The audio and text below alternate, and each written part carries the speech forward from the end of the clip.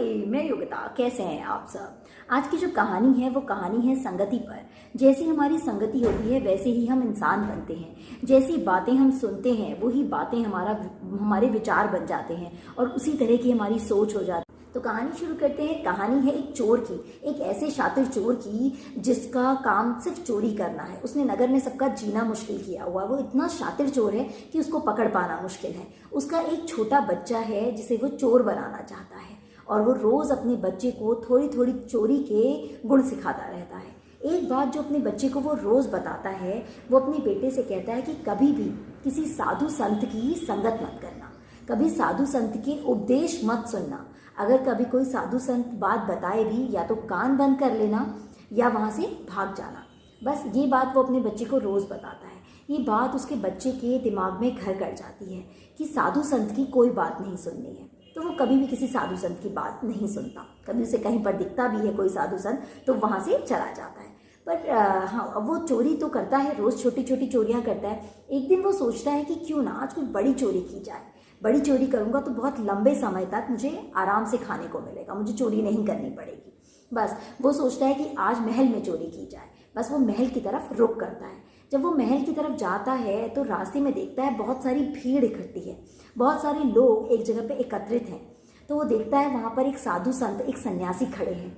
वो और कोई नहीं, गौतम बुद्ध हैं। वो उनको देखकर उनकी तरफ आकर्षित हो जाता है और उनकी तरफ चला जाता है।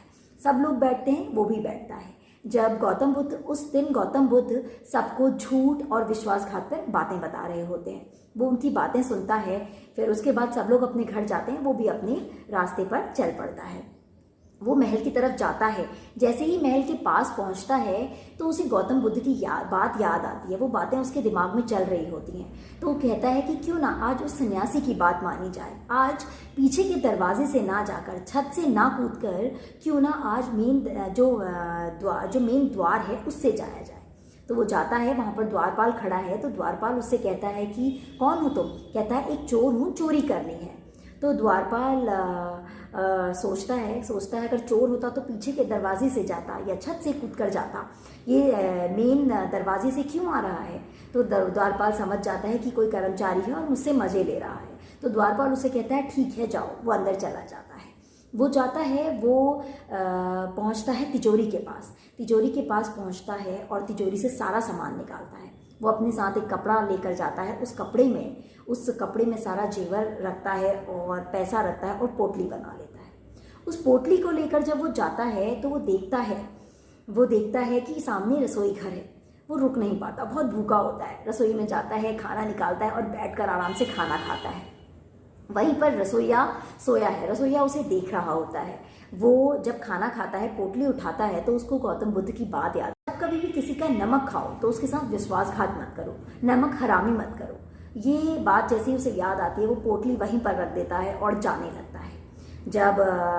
जब रसोइया उस पोटली को देखता है, वो देखता है उसमें तो पैसा है, उसमें तो जेवर है, उसमें महल का सारा सामान है, कीमती सामान है। तो वो चिल्लाता है चोर चोर चोर। सब उस चोर को पकड़ लेते हैं। सब जब उस चोर को पकड़ते हैं तो उसे राजा के पास लेके जाते हैं। तो राजा उससे कहता है कि तुम कौन हो? तो कहता है मैं चोर हूँ।